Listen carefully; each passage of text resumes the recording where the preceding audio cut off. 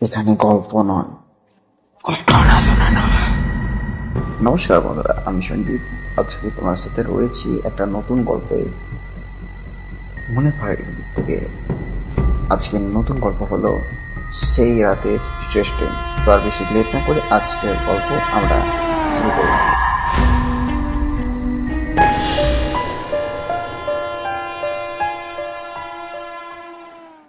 রাত তখন প্রায় 1টা। আমি একাকী বসে আছি ট্রেনের কামরায়। চারপাশের সব যাত্রী গভীর ঘুমে আচ্ছন্ন। জানালার বাইরে অন্ধকার আর জনমানবহীন মাঠের পর মাঠ দ্রুত গতিতে পেরিয়ে যাচ্ছে। আমি নির্জনতা উপভোগ করছিলাম, কিন্তু হঠাৎই এক বীভৎস চিৎকারে আমার মেরুদণ্ড দিয়ে ঠান্ডা স্রোত বয়ে গেল। চিৎকারটা মনে হলো ঠিক আমার কামরার পাশের কামরা থেকে এসেছে। দ্রুত উঠে দাঁড়ালাম। বাইরে তখনও ঘোর অন্ধকার, কিন্তু ট্রেনের ভেতরে বাতিগুলো মিটমিট করে জ্বলছে। এমন সময়ই পাশের কামরা থেকে একটা মানুষের বিকৃত ছায়া জানলার কাঁচের ওপর দিয়ে দ্রুত চলে গেল।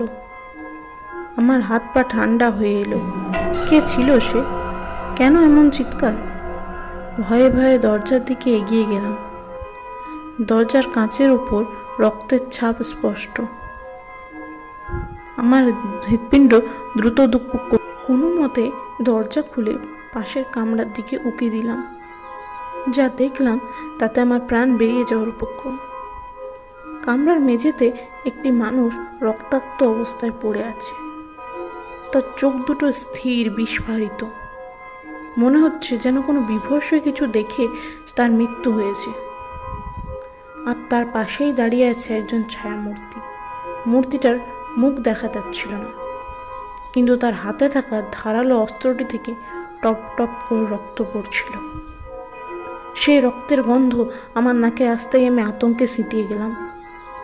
আমি দ্রুত দরজা বন্ধ করে নিজের কামরায় ফিরে এলাম এবং ভয়ে কুঁকড়ে গিয়ে একটি সিটের নিচে লুকিয়ে পড়লাম। আমার সারা শরীর কাঁপছে। আমি বুঝতে পারছিলাম সে ছায়ামূর্তি এখন আমাকে খুঁজছে। ট্রেনের হুইসেলের শব্দ আমার কাছে যেন আরো ভয়ঙ্কর হয়ে উঠছে। প্রতি মুহূর্তে মনে হচ্ছিল এবার আমার পালা। কতক্ষণ এভাবে ছিলাম জানি না।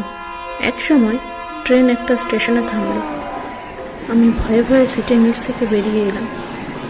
কামরার বাইরে উঁকি দিয়ে দেখলাম প্ল্যাটফর্মে কিছু মানুষ দাঁড়িয়ে আছে। আমি দ্রুত ট্রেন থেকে নেমে পড়লাম। পেছনে ফিরে আর তাকানোর সাহস হলো না। আজও যখন রাত্রে ট্রেনের কথা ভাবি, আমার গা শিউরে ওঠে। সেই রাতের ঘটনা আমার জীবনে এক ভয়ঙ্কর দুঃস্বপ্ন হয়ে আছে। সেই ছায়ামূর্তি কে ছিল আর কেনই বা সে এমন হত্যাকাণ্ড ঘটিয়েছিল তা আমি আজও জানি না। শুধু জানি সেই রাতে ট্রেনের স্মৃতি আমার জীবন থেকে মুছে ফেলার মতো।